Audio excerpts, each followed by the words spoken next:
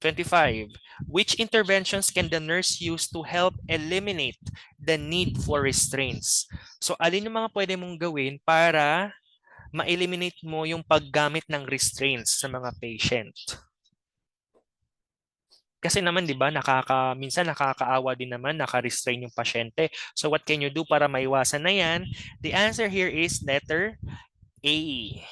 All of the choices. So you orient at regular intervals to surroundings, especially pag ang pasyente ay may tawag dito, altered LOC. So you have to orient at regular intervals to surroundings. Have a clock in plain view. Okay? Ibig sabihin dapat hindi restricted yung orasan, okay? And in a simplest form, provide adequate sensory stimulation.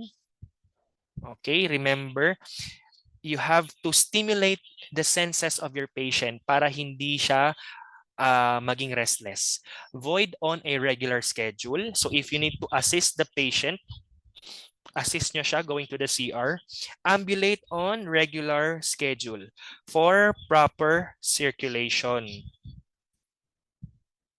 Remember, bakit naging agit yung pasyente, na-agitate? Because, okay, walang proper blood circulation. Okay, it can cause stress sa patient.